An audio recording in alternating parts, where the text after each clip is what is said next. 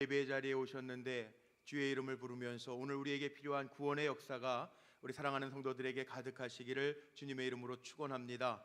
연약한 이들에게는 치료의 역사가 나타나기를 주의 이름으로 축복합니다. 삶의 문제로 힘들어하는 성도들에게는 주님께서 일으켜 세워주시는 은혜가 가득하시기를 주의 이름으로 축원합니다.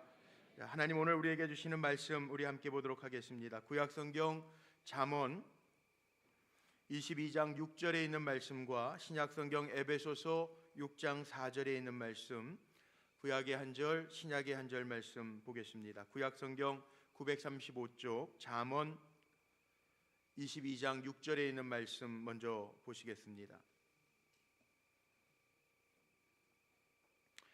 다 찾으셨으면 한 절 말씀인데 우리 목소리를 같이 맞추어서 함께 합독합니다. 마땅히 행할 길을 아이에게 가르치라. 그리하면 늙어도 그것을 떠나지 아니하리라. 아멘. 신약성경 316쪽입니다. 에베소서 6장 4절.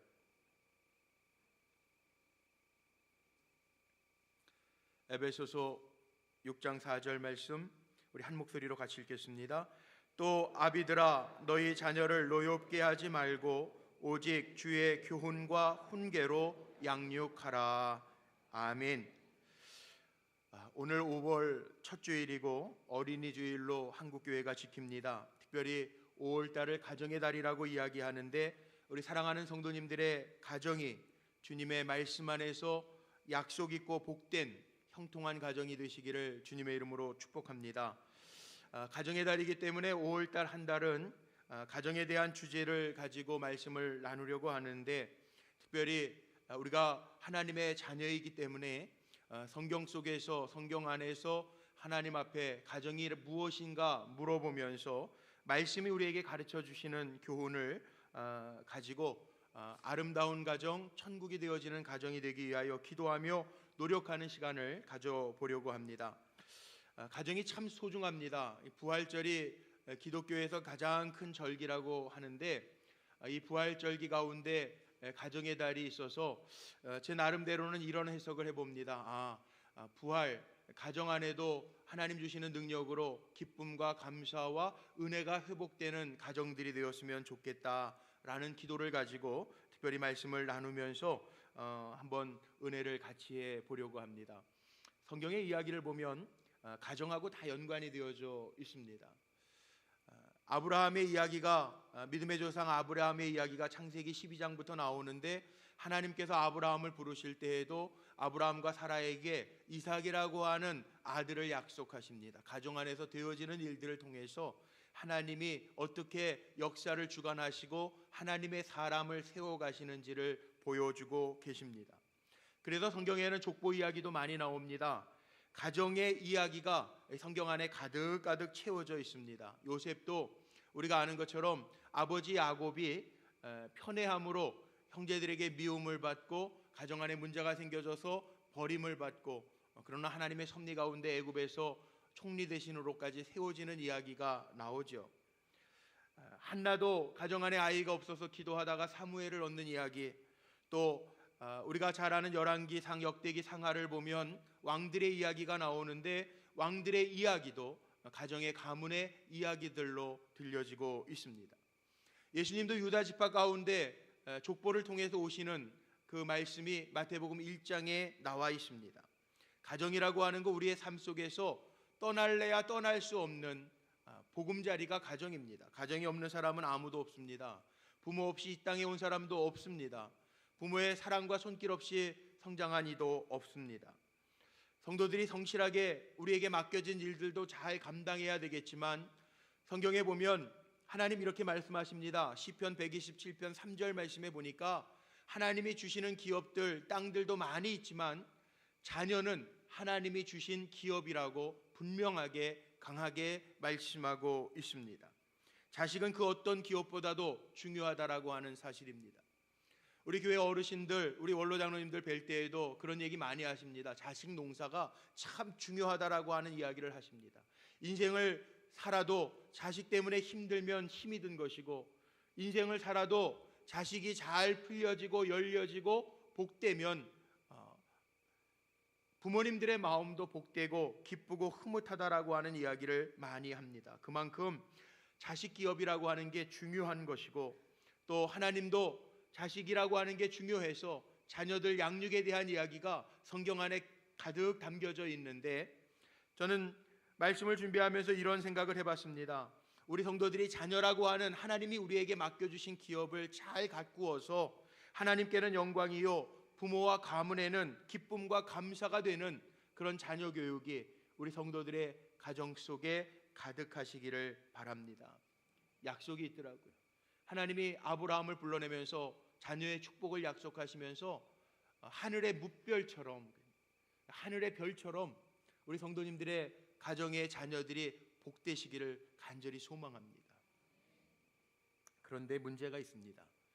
이게 한국 안에서 세계가 다 그렇겠지만 특별히 우리가 살고 있는 이 한국 땅 안에서는 자녀 교육이 쉽지만은 않습니다. 베이비붐 세대, 우리 1950년대 중반 이후로 태어나신 베이비붐 세대의 50대, 이제 은퇴를 앞두고 있는 우리 50대 중반 이후의 세대들은 경쟁 시대를 정말 뼈저리게 사무치게 느껴서 그런지 개인적으로 만나면 그런 얘기들 참 많이 하세요. 자녀 양육만큼은, 자녀 교육만큼은 양보하기가 쉽지 않다라는 이야기를 많이 하십니다. 요 근래에 우리 50대 후반의 남자 성도님들 몇 분을 만났는데 세상에선 그런다 그러더라고요. 우리 신앙의 사람들은 그렇게까지는 표현 안 하지만 세상 사람들은 그렇게 표현한대요. 서울에 사는 분들도요, 자녀들을 기르면서 강남 입성하는 게 꿈이라고 이야기하고, 자녀들 양육하면서도 야, 너 그렇게 공부해서 어떻게 세상 1% 안에 들겠니? 이런 얘기들을 많이 하신다는 얘기를 들었어요. 그러면서 이야기하시더라고요. 목사님, 다른 살 길이 없잖아요. 자녀를 위하여 그렇게 뼈저리게 경험했던 세대들은 자녀가 달리 살 길이 없지 않냐는 거예요. 그렇게 경쟁하면서 경쟁의 시대를 살아가면서 뒤처지면 힘들어지는 게 뻔히 보이는데 다른 방법이 없지 않습니까? 이야기하시는 분들이 많이 있어요. 정말 자녀 교육하면서 씁쓸한 이야기들이 많이 있습니다. 요즘에 한국 사회에서는 성적에 반영된다고 한다면 뭐든지 하는 세상이 되어버렸잖아요. 정말 현실 속에서는 무한한 경쟁 시대임을 부인하기가 참 어렵습니다. 젊은이 예배를 제가 지난주까지 예배를 인도했는데 지난주가 우리 청년들도요, 대학가에서 중간고사 기간이었어요. 예배 인원이 반토막이 났습니다. 근데 중고등부도 마찬가지입니다. 우리의 자녀들, 우리는 지금 이 자리에도 예배하는데요, 우리의 자녀들이 시험 때가 되면 하나님 앞에 나와서 예배하는 예배의 때라고 하는 거 알면서도 마음속에 불안함이 있어서요, 공부를 하든 안 하든 주일날 교회 나오는 것도 부담스럽게 생각하는 시대가 되어버렸어요. 이런 시대 가운데 부모된 우리들의 자녀를 위한 기도는 어떠한 기도들이 되어지고 있습니까? 단순히 막연하게 내 자녀 건강하게 해주세요, 출세하게 해주세요, 공부 잘하게 해주세요, 요즘에는 그런 기도도 아니 강남 스타일 되게 해주세요, 이런 기도에만 여러분 머물러 있을 겁니까? 우리가 신앙인이고 하나님의 백성이라고 자부하면서 살아가는데, 특별히 자녀들 주일을 맞이하면서, 어린이 주일을 맞이하면서 우리의 자녀들을 생각하면서 우리의 기도가 어디에 머물러 있는지 우리가 정말 하나님 앞에서 회개하고 돌이켜보지 아니하면 이렇게 가다가 어떻게 될 건가? 쉽지만은 않은 이야기입니다. 왜냐하면 제가 가정의 달 말씀을 준비하면서 제 자신도 많이 찔려지는 부분들도 있어요. 자녀에게는 부모이기도 하고 부모님에게는 자녀이기도 하고 현재 진행형으로 살아가고 있기 때문에 찔리는 부분들도 있고요. 부모 공경 어떻게 해야 되는가 말씀을 준비하면서 나도 잘 못하는 부분이 있는데, 자녀 양육 어떻게 할까 고민하면서도 내가 잘 못하는 부분들도 있는데 찔리는 부분이 분명히 있습니다. 그런데 마음속에 한 구석에 일어나고 있는 마음이 있죠. 이거는 아닌데, 이렇게 살면 안 되는데, 하나님의 주시는 복이 정말 자녀들에게까지 흘러들어가야 되는데 하나님의 말씀은 자녀 교육을, 자녀 사랑을 어떻게 하라고 하고 있는가? 저는 먼저 우리의 기도의 제목도 바뀌어야 된다고 생각해요. 단순히 잘 되게 해주세요의 기도가 아니라 같은 기도라도 목적이 있는 기도가 되기를 원합니다. 하나님, 우리의 자녀를 통하여 하나님의 영광이 드러나게 하옵소서. 주의 이름이 드러나게 하옵소서. 선한 영향력을 끼치는 자녀가 되게 하여 주옵소서. 섬기고 또 살리는 리더십이 우리 자녀들에게 있게 하여 주옵소서. 그렇게 기도하며 자녀들을 주님의 사랑으로 사랑하고 잘 하나님의 기업임을 기억하며 양육할 수 있는 부모들이 되시기를 바랍니다. 세상적인 것만 공급한다면 우리의 자녀들은 돌멩이밖에 안 되는 거예요. 하나님의 사람으로 양육하지 못한다면 하나님의 맡기신 기업 때문에 우리가 이 다음에 하나님 앞에 책망받을 수도 있다는 거예요. 그런 의미에서 오늘 우리의 기도가 바뀌어야 되는데, 우리 사랑하는 성도들 자녀들 많이 축복해 주시기를 바랍니다. 주님의 이름으로 축복해 주고 하나님의 사람이 될 수 있도록 기도해 주는 믿음의 부모님들이 되어 지시기를 바랍니다. 성경에 자녀 양육에 관한 말씀들이 구절구절 많이 있는데, 특별히 오늘 그 많은 말씀 중에 제가 구약의 한 절, 신약의 한 절 말씀을 뽑았어요. 오늘 공통점이 하나 있는데 가장 먼저 우리가 기억해야 할 것이 있습니다. 첫 번째는 자녀 양육의 첫 번째 책임이 오늘 우리 남자 성도님들 많이 계신데 아버지에게 있음을 기억하시기를 바랍니다. 아멘 안 하시네요. 아버지들 잘 들으셔야 돼요. 오늘 성경의 에베소서 6장 4절 말씀해 보니까 어떻게 시작하나 한번 다시 한번 보세요. 말씀에 화면에 띄워놨는데 한번 다시 읽어보죠. 우리 아버지들 크게 한번 읽어봅니다. 시작. 또 아비들아, 너희 자녀를 노엽게 하지 말고 오직 주의 교훈과 훈계로 양육하라. 아멘. 우리 남자 성도님들 아멘 한번 해보죠. 아멘. 예. 여기 어미들아 그러지 아니하고 아비들아 그랬습니다. 아비들아. 물론 성서학자들이 이 당시에는 아버지 남성 위주의 문화라고 이야기할지 몰라요. 아닙니다. 여기 아비들아라고 하는 데에는 구체적인 의미가 있습니다. 어미들아 하지 아니하고 아비들아 시작하는 것은 성경적으로 한번 보십시오. 우리가 정직하게 한번 돌이켜 보십시오. 자녀 양육하는데 우리 아버지들 얼마나 많이 노력하시고 기도하시면서 애쓰셨습니까? 물론 요즘 세대, 젊은 세대는 조금 달라졌어요. 일부 예배 때도 보니까 우리 유아실에 보니까요, 아기 안고 있는 분들이 다 아버지들이더라고요. 젊은 세대는 조금 다른 것 같기는 해요.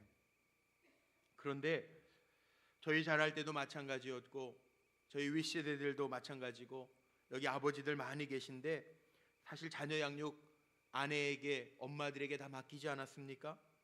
아빠들은 직장생활 바쁘게 하시느라고 돈 벌기에 바빴고 또 자녀들에게 인정받는 길이 어떤 직위에 오르고 자리에 오르고 많은 능력 있는 사람과 만나면 능력 있는 가장이라고, 능력 있는 아빠라고 생각하면서 살지 않았습니까? 자녀들의 문제는 전적으로 아내들에게, 엄마들에게 맡기지 않았나요? 그런데 성경은 오늘 말씀 속에 아비들아 이렇게 시작해요. 아비들아, 너희 자녀를 노엽게 하지 말고 오직 주의 교훈과 훈계로 양육하라. 성경에도 보니까 자녀 양육은 아버지의 영향이 훨씬 더 큽니다. 이삭에게 절대적인 영향을 준 것은 어머니 사라가 아니라 아브라함의 신앙이었습니다. 아버지 야곱의 편애 때문에 요셉은 형제들에게 버림받았습니다. 현대 심리학자들은 이런 얘기 많이 합니다. 오늘날 가정에서 일어나는 이 문제들은 아버지의 부재 현상이라고 이야기합니다. 그래서 동성애나 또 알코올 중독, 도박 중독, 성 중독, 이런 중독의 현상들, 또 자녀들의 일탈 행위 가운데 많은 부분이 아버지가 아버지로서의 역할을 잘 감당하지 못해서 생기는 일들이 많다라고 이야기합니다. 심지어는 로마의 유명한 철학자 세네카라고 하는 사람은 이렇게도 외쳤습니다. 애국자들이여, 가정으로 돌아가십시오. 저는 가정상담학을 공부했는데 가정상담학 가운데 이런 결론도 있습니다. 가정에서 아버지가 주는 정서감이 있는데 아버지가 주는 정서감은 안정감이라는 거예요. 안정감. 가장이 흔들리면 가족이 흔들리는 거예요. 어머니가 주는 정서가 있는데 어머니가 주시는 정서는 이게 공감이라는 거예요. 공감. 우리 가정도 한번 잘 살펴보십시오. 우리 남자 성도님들 잘 생각해 보십시오. 나 때문에 우리의 가정이, 우리의 자녀가 안정감을 느끼고 있는가, 불안해하고 있는가? 어머니들도 한번 생각해 보십시오. 우리의 자녀들이 나로 인하여 공감을 느끼고 있는가, 감정이 잘 소통하고 있는가?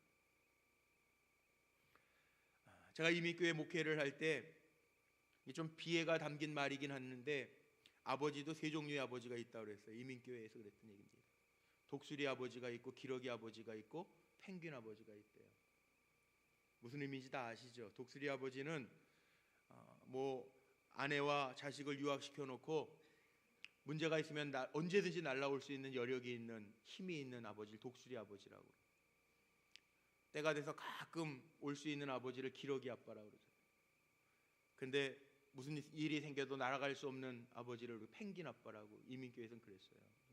좀 마음이 좀 씁쓸한 이야기예요. 그런데 실질적으로 제가 말씀 묵상하다 보니까 성경에도 그렇게 나와요. 신명기 32장 11절 말씀에 보니까 이스라엘 백성이 광야 생활을 할 때 하나님은 독수리와 같은 아버지라고 얘기합니다. 그래서 신명기 32장 11절 말씀에 보면요, 독수리가 자기 보금자리를 어지럽게 하여 자기 새끼들을 너풀거리며, 보금자리를 막 어지럽혀서 새끼들이 너풀거리고 그 집을 흔들어서 새끼가 떨어질 때 아비 독수리는요 빠르게 내려가서 그 떨어지는, 날개짓하면서 떨어지는 새끼 독수리를 등에다가 업고 다시 올라가는, 그렇게 훈련시키는 아버지, 하나님이 그런 하나님이라고 이야기하죠. 기러기 아빠는 저는 이렇게 해석을 해봤어요. 바쁘게 살다가 자녀들 얼굴도 잘 못 보고 가끔 보는 아빠를 기러기 아빠. 펭귄 아빠는 요즘 많이 쓰는 말이죠. 아이들이, 펭귄 아빠는 아이들에게 팽당한 아빠들. 펭귄 아빠. 전 우리 불꽃교회 성도님들이 이왕이면 독수리 아빠들이 되시기를 바랍니다. 자녀 교육에 아빠의 역할이 참 중요한데, 물질적인 것만 공급해주고 지원해줬다고 다 끝이라는 게 아니라 정말 자녀와 더불어서 잘 훈련시키고 세워가는 아빠들이 되시기를 바랍니다. 어떻게 교육을 시켜야 되느냐? 오늘 그 툴이 있습니다. 두 번째로 생각해 봐야 될 게, 오늘 공통적인 말씀이 뭐냐 하면 에베소서 6장 4절에 보니까 오직 주의 교훈과 훈계로 양육하라. 잠언 22장 6절 말씀에 마땅히 가르칠 일을 가르치라. 자, 하나님의 말씀은 신앙의 사람들에게, 자녀를 양육하는 신앙의 사람들에게 하나님의 말씀은 이게 연장입니다. 툴입니다. 하나님의 말씀으로 양육하시기를 바랍니다. 세상적인 거 공급해줬다고 다 끝, 그게 아니라 하나님의 말씀으로 양육해 줄 수 있는 부모님들이 되시기를 바랍니다. 그러니까 적당하게 넘어가면 안 돼요. 신앙생활에는 죽고 사는 문제가 걸려 있기 때문에 적당하게 넘어가면 안 돼요. 제발입니다. 양보하면 안 되는 것들이 있습니다. 신앙생활에는. 그런데 우리는 상황이라고 하는 걸 핑계 삼아서 자녀들에게 너무 적당하게 넘어갈 때가 많아요. 정말 중요한 게 있는데, 우리 부모님들에게 마음속에 새겨야 되는 게 있는데, 부모님들은요 자녀들에게 영적인 모델인 거 기억하십시오. 제가 목회하면서, 목사가 된 지 21년이 됐는데 목회하면서 보니까요, 거의 그래, 다 그런 건 아닙니다. 100%는 아니에요. 근데 거의 보니까 엄마 아빠의 신앙의 모습을 자녀들이 닮아가요. 적당하게 하면 자녀들도 적당하게 합니다. 그래서 두려운 것 같아요. 자녀에게 내 모습이 어떻게 비춰줄 것인가, 이게 참 두려운 것 같아요. 이런 얘기 들어보셨습니까?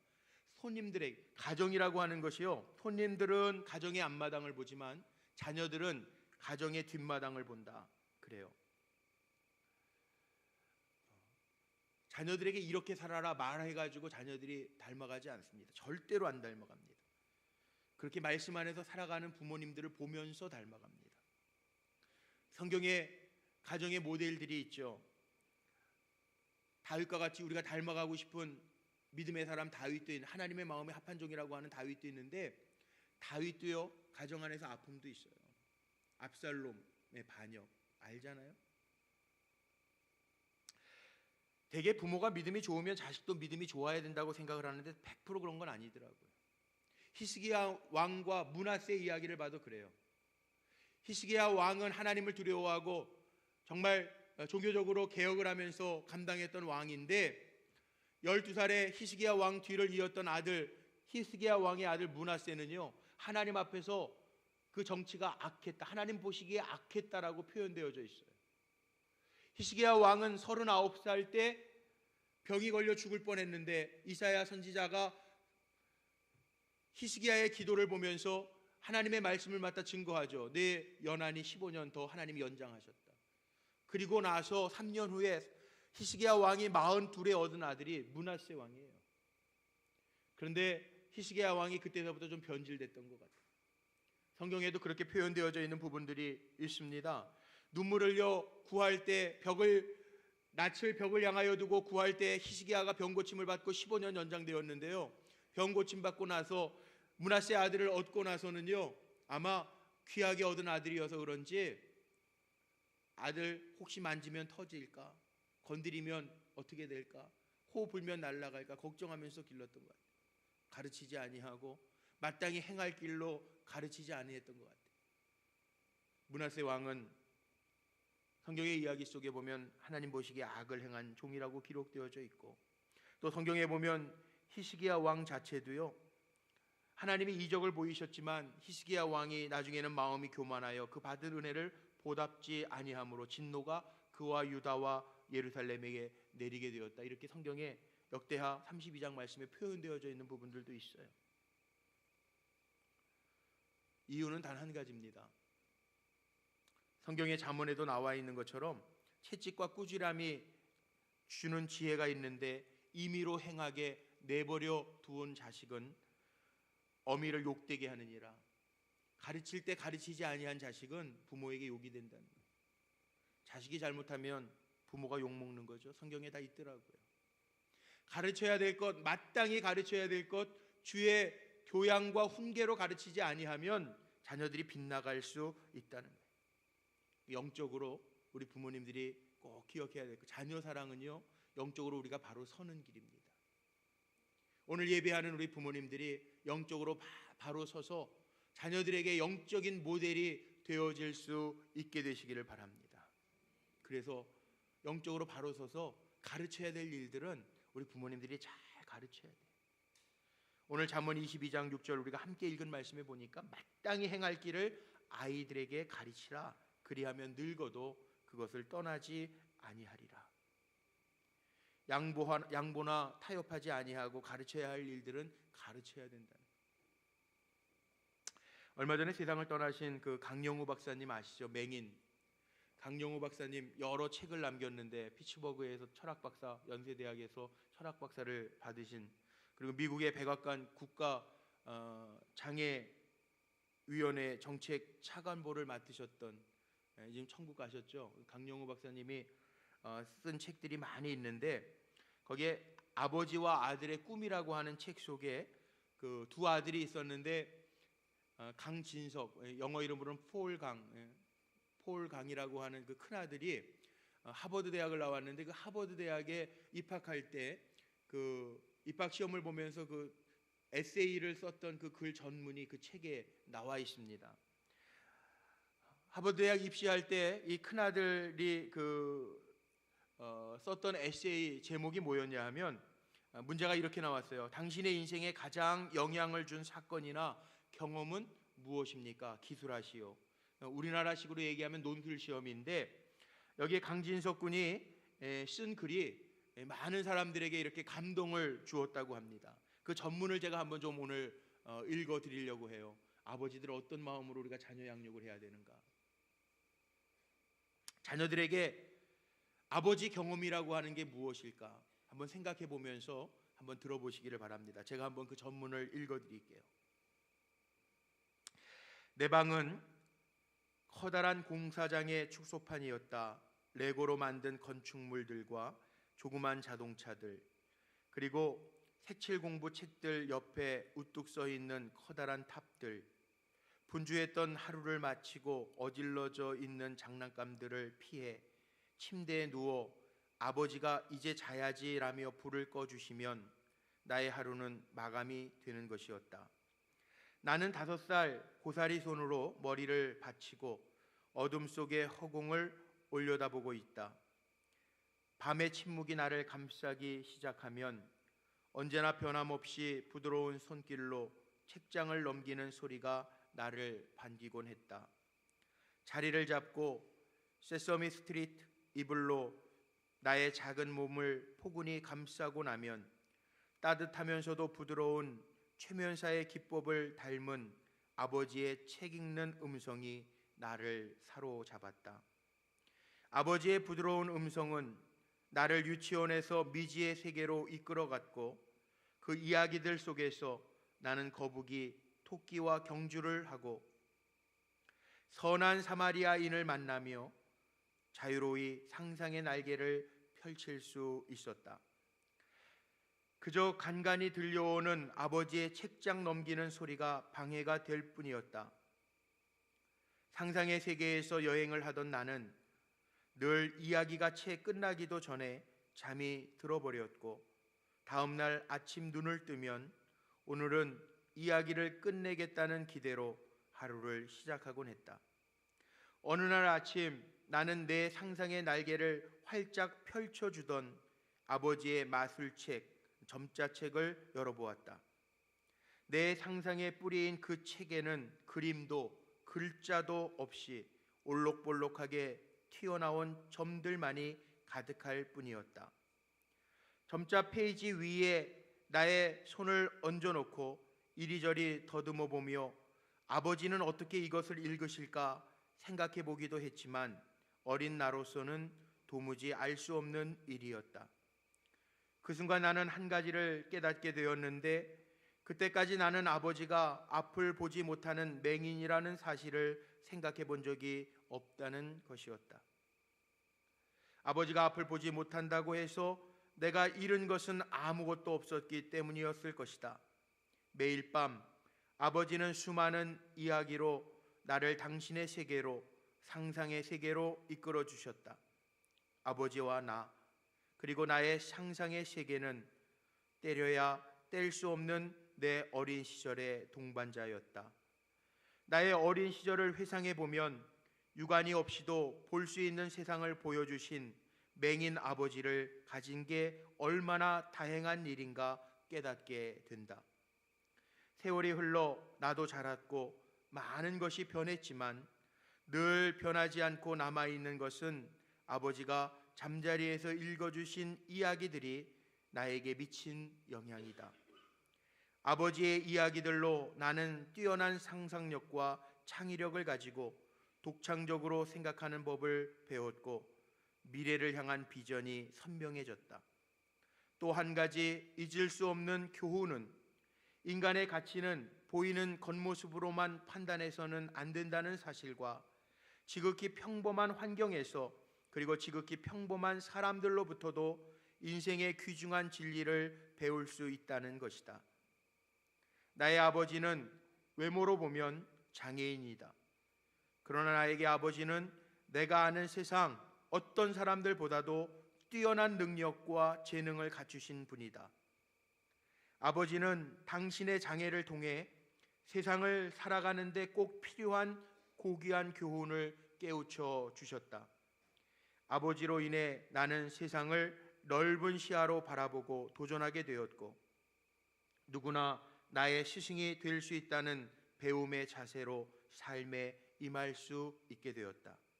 비록 나는 아버지처럼 어둠 속에서 책을 읽을 수는 없지만 아버지가 당신의 실명을 통해 나에게 주셨고 앞으로도 주실 것은 미래를 바라보고 정진할 수 있는 비전과 상상의 날개를 활짝 펼 수 있는 자유로움과 인생을 풍족한 기회의 터로 볼 수 있는 눈을 뜨게 해주신 점이다. 이게 하버드 대학 입학 에세이 전문 폴 강이 쓴 내용입니다. 아버지 중학교 2학년 때 우리가 아는 것처럼 강영우 박사님은 장님이 됐잖아요. 불 꺼놓고 아이가 자는 그 시간에 책을 읽어주, 점자책을 읽어주는데 그 경험이 이 아이에게는 큰 경험이 되었다는, 도전이 되었다는 거죠.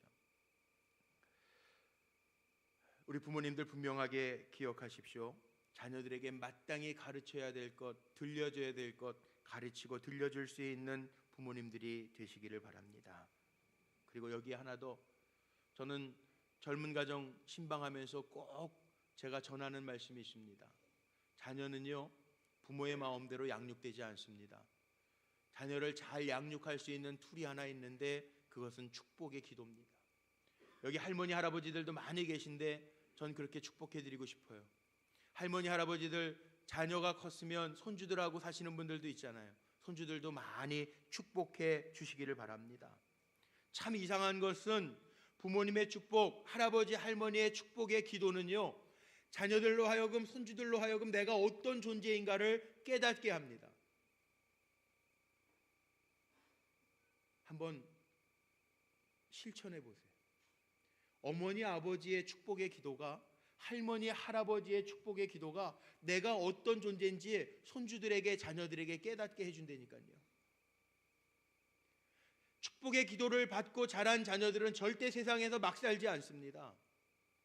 할머니 할아버지가, 어머니 아버지가 축복해줬던 그 축복의 기도가 귓가에 맴돌고 남아있는 자녀들은 절대 이 땅에서 망하지 않습니다. 그래서 성경에도 야곱이 아버지의 축복을 받으려고 형을 속여서까지라도 그 축복의 기도를 받는 거예요. 성경에서 말하는 자녀 사랑의 가장 큰 게 뭘까요? 저는 하나님의 말씀이고 부모님들을 통한 축복의 기도라고 분명하게 이야기합니다. 자녀들 노엽게 하지 마세요. 성경에 보니까 제가 말씀의 본문들을 뽑으려고 이렇게 저렇게 본문을 뽑다 보니까 부모들에게는요, 하나님의 주신 기업이라고 하는 거, 자녀들을 기억하면서 자녀들 노엽게 하지 마. 오늘도 에베소서 6장 4절 말씀에도 있지만 골로새서 3장 2절 21절 말씀에도요 분명하게 나와 있더라고. 아비들아 너희 자녀를 경록히 말지니 낙심할까 함이라. 요즘 부모님들 자녀를 화나게 하는 부모님들 참 많아요. 정신의학적으로도 충동 조절 억제 장애 증후군이라고 하는 병이 있어서 사회생활하면서 직장생활하면서 분을 못 참은 분들이 가정에 와서 분풀이하는 부모들이 종종 있대요. 가장 못난 사람이죠. 공부 안 한다고 두들겨 패는 부모들도 있대요. 그렇게 말하는 것보다는, 공부해라 억압적으로 이야기하는 것보다는 힘들지만 우리 열심히 하자, 하나님 너 쓰실 거야, 이게 자녀들에게 훨씬 더 효과가 있다는 거죠. 자녀들 앞에서 말도 잘해야 됩니다. 싸우는 모습도 보여주면 안 됩니다. 학교 들어가기 전 꼬마가요, 늘 큰 소리로 싸우는 엄마 아빠를 보면서요 하나님 앞에 이렇게 기도하더래요. 하나님, 우리 아빠 엄마는 늘 소리지면서 싸우기만 해요. 이제부터는 사이 좋은 사람들끼리만 결혼하게 해주세요. 어린아이의 마음속에 이게 얼마나 상처가 됐으면 이렇게 기도했을까요? 우리의 자녀들에게 하나님의 말씀을 들려주고 하나님의 말씀을 읽게 해주고, 우리는 축복 기도로 저의 삶을 축복할 때, 축복 기도로 물을 주고 영양분을 줄 때 우리의 자녀들이 승리하게 될 줄로 믿습니다. 가장 중요한 자녀 사랑은, 성경에서 우리에게 가르쳐주는 자녀의 사랑은 주의 교훈과 훈계로 양육하며 우리는 축복의 기도로 그들을 축복해 주는 거예요. 말씀을 마칩니다. 인생이라고 하는 거, 어제도 우리 장로님들, 원로 장로님들, 시무 장로님들하고 같이 하루를 보냈어요. 야외에 나가서 등산로를 걸으면서 하루를 보냈는데, 공통적인 게 뭔지 아세요? 우리 원로 장로님들 앞에 계신데, 우리 원로 장로님들도 다 공통적으로 하시는 말씀이 뭐냐면 시간이 너무 빨리 간대요. 시간이 너무 빨리 간대. 인생이라는 게 눈 깜짝할 사이에 갔대. 그래서 약이 오르신대요. 시간이 너무 빨리 가버려서. 인생이라는 게 그런 겁니다. 언제 끝날지 모릅니다. 일순간에 끝나는 것이 인생입니다. 그러나 우리 부모들이 하나님 우리에게 주신 기업 자녀들 어떻게 자녀 사랑해야 되는가, 마땅히 가르쳐야 될 것 잘 가르치면서 주님의 이름으로 축복해 주시기를 바랍니다. 그 자녀의 사랑을 하나님은 보시고 자녀들의 앞날을 여실 것이며 하나님의 사람으로 우뚝 세워 주실 것입니다. 우리의 자녀가 위대한 하나님의 기업이 되도록 축복해 주시고 기도하는 성도들이 되시기를 주의 이름으로 축원합니다. 자, 오늘